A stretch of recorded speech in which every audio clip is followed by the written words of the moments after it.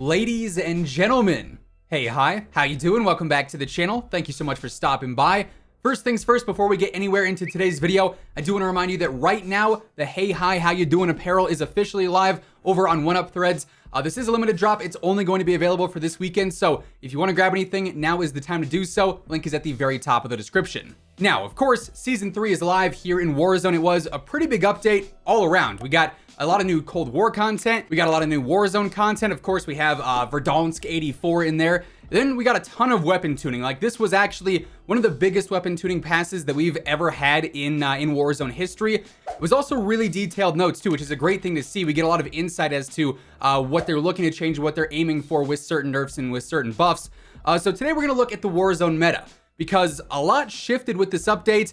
Some of the top weapons were brought down a bit. A lot of like the middle tier weapons were brought up a bit. So a lot ended up changing, like I said. And today we're going over what to pretty much look out for with the new Warzone meta. As always, if you enjoy the video at any point, let me know by dropping a like on it. Let's go for 4,000 likes on this one. Let's see if we can hit the like goal today. And of course, if you're new to the channel and you haven't already subscribed, I'm always covering everything going on in COD, news, intel, updates, you name it, it's all right here. So feel free to subscribe, that way you can always stay up to date. All right, so if you recall, a little while back, we ended up ranking every single gun in the game. This was after the 1.33 update, so it's a few updates back. But this pretty much has every single weapon in the game between Modern Warfare and Cold War, with the exception of the brand new Season 3 weapons. So the K31 sniper and the PPSH, and then also the Psychov pistol. But this meta is pretty much what it was all throughout Season 2 up until the Season 3 update. The top weapons being the CAR, the AUG, the M16, the MAC-10, the FFAR, the AMAX. Those are really like the meta dominators, you could say.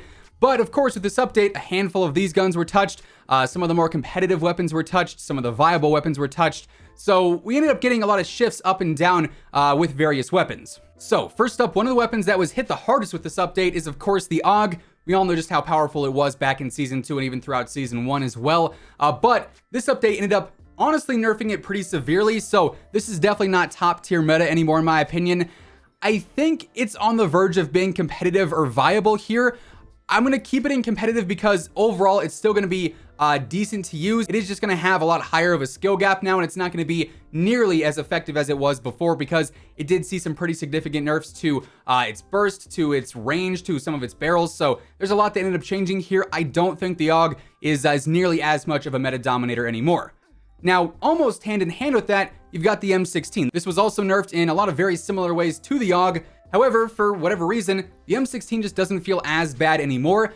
Maybe it's because the M16 just wasn't as good as the AUG was in previous seasons, so the nerf was less impactful, you could say. But in my opinion, I do think the M16 is still on top of the meta, but it's not like the #1 or #2 weapon like it was before.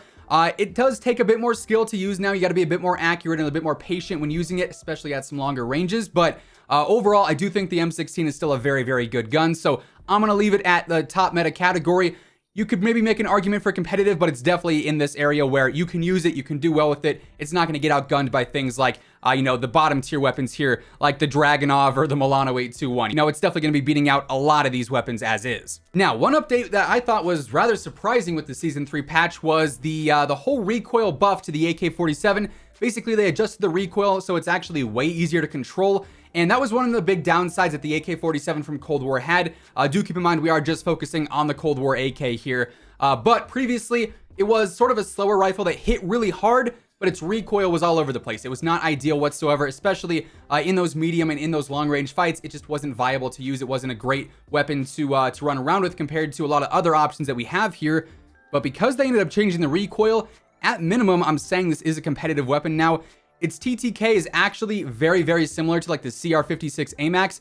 It's slightly slower in a lot of areas, but it does actually have a faster TTK to the stomach and also to the extremities, according to true game data. So the AK-47 from Cold War, definitely a solid choice right now. It does take some getting used to. It's definitely not the best weapon in the game, but it's a lot better than it was before simply because it's a lot easier to use. Then another weapon that was buffed quite a bit is actually the Fara or the Fara 83, which was, I think, a Season 1 DLC weapon, Season 1 or Season 2. And previously, it was an alright weapon. I have it in the below average category, but it could be viable or below average, honestly. But this was actually buffed quite a bit. It's a lot easier to use now. It hits a bit harder now. So Again, I'm going to move this one all the way up to competitive. Just like the AK-47, it's not the best gun in the game, but it is way, way better than it was before, a lot more viable than it was before. And because it had that damage buff, because it had the recoil reduction, I think in terms of ease of use, it's way up there now, and definitely in the competitive category. I don't know if it can fit in the top meta because, as you'll see by the end of the video, what stands in this category I think would beat out the Fara in most gunfights, but it's a weapon that you certainly can use and you can do well with without having to worry about getting outgunned by the vast majority of other weapons in the game. Like, honestly, right now I see the Fara beating pretty much everything in the viable category in a reasonable gunfight, so this thing definitely got a huge buff, and while it's not the most meta-breaking weapon in the game per se, it certainly got a very significant upgrade. Now, a surprising nerf that came with the update was to the Groza. I thought the Groza was sort of going to replace the FFAR once the FFAR got nerfed pretty severely, and it did in the Season 3 update, so spoiler alert for later. But they also nerfed the Groza at the same time, which I was not expecting whatsoever, so I don't think it replaces the FFAR by any means. I also don't think it gets that much worse. I wouldn't say the Groza is below average at all, but it's not as good as it was before, and what it was before was on the verge of being competitive, I would say, but now it's definitely just in like the average or viable section. You can use it, but there are some better options out there. Then the Krig actually ended up getting its multipliers, its damage multipliers increased, I think, to every part of the body. And before, the problem with the Krig is that it just wasn't strong enough whatsoever. It didn't hit hard for a rifle. It didn't really have any recoil, and its mobility was pretty good, but it just wasn't strong enough to compete in the previous metas. Unfortunately, even though it did get some multiplier increases, I don't think it's like top meta at all. Definitely not even like a question there. I don't know if it's competitive. I think for the most part it stays viable, but before it was on that lower end of viable. Now it's more so on the upper end of viable, borderline competitive, you could say. But to me, you have the Kilo from Modern Warfare and you've got the Krig from Cold War. Before this whole update, before the Season 3 update, I would say the Kilo just barely bested the Krig. Like, it was close, but the Kilo was a little bit better. Now I would say the Krig's probably a little bit better than the Kilo, but both are still just mid-tier rifles. The QBZ also got buffed, but they did it in a really weird way.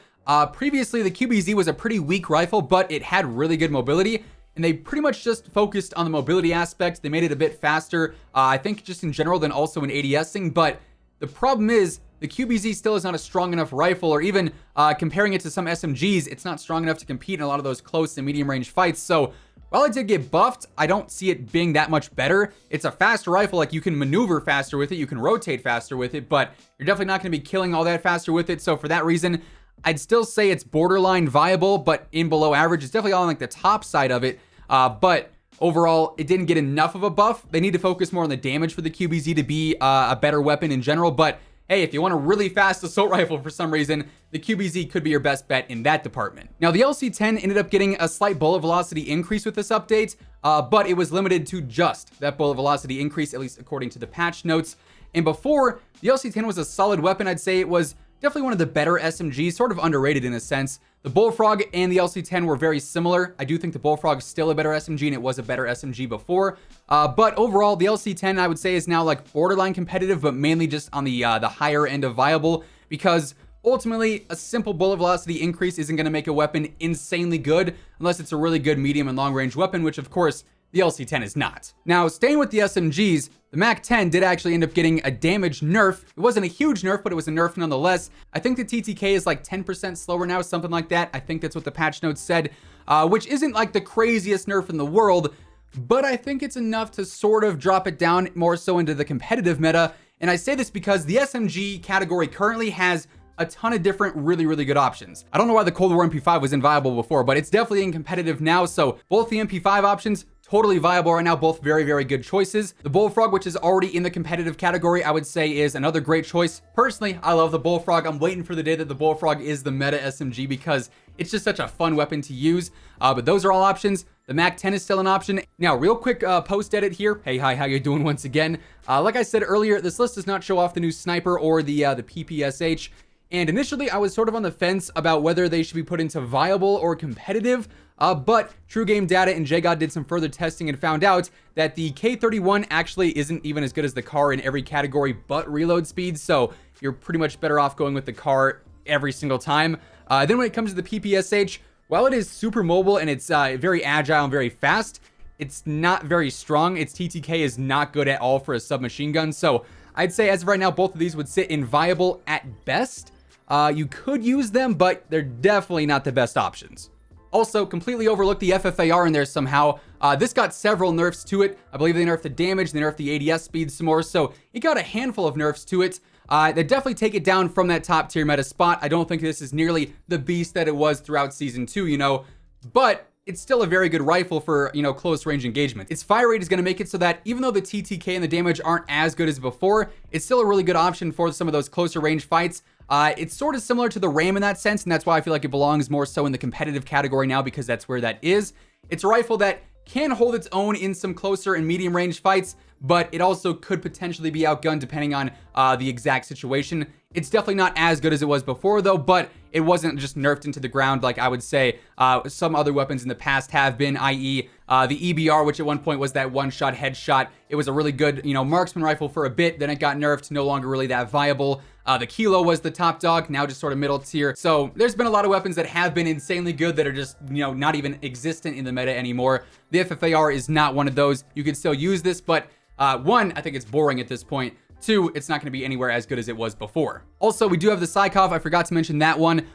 It did get some nerfs to the 140mm auto barrel, but I still say it's probably the best secondary pistol we have in the game, the best pistol option we have rather. So I'd put it in competitive. The Diamati was previously that best pistol. Now I do think it is still the Psychov, even though it was nerfed. Then the final update in the patch notes was a slight buff to the Pellington, but it's still the Pellington. You guys know how I feel about it. I'm not really a fan of it. It's an okay sniper, but you know, the car is better, the Tundra is better, and I would actually say the brand new K31 is better too. But yeah, overall, the meta I think shifted quite a bit. They did touch on the fact that the CR56 AMAX might be nerfed in the future, which worries me because I love the AMAX. It's a really, really fun weapon to use. But I do understand how it could get some nerfs here and there, maybe to the recoil, maybe to the range a bit. But overall, I think currently the meta is the most diverse it's ever been because the AUG is no longer the king. The M16 isn't as good as it was before, but it is still usable. And the FFAR is slightly worse. The MAC-10 is slightly worse. We have a lot of other SMGs and a lot of other ARs that are now a bit more usable. The Krig, the QBZ, you could try them out. They're not going to be absolutely insane, but they're usable, and that's the point. Previously, if you tried to use them, you just get punished right away. You're going to get AUG'd, you're going to get FFAR'd immediately. Now you can stand a chance with a lot of these other weapons. Pretty much anything in the competitive category is worth using. The Psychov as a single weapon could also be in here too, like I mentioned earlier. Even though it did get that nerf, I still think it's probably the best pistol option in the game. So you got a lot of choices right now. Then of course you have a few weapons that are really, really good, but nothing I would say is as dominant as it was back in Season 1 and Season 2. So yeah, that's going to wrap things up for today. Hopefully you guys enjoyed the video. If you did, let me know by dropping a like on it. And of course, if you're new here and you want to stay up to date with everything going on in COD, news, intel, updates, you name it, it's all right here. So feel free to subscribe. That way you can always stay up to date. Once again, the Hey Hi How You Doing merch is officially out right now, but only for this weekend. So if you want to pick up a hoodie, a shirt, or a hat, the link to that is down below. But thanks so much for tuning in, and until next time, take it easy, have an awesome rest of your day, and I'll catch you guys later. Peace out.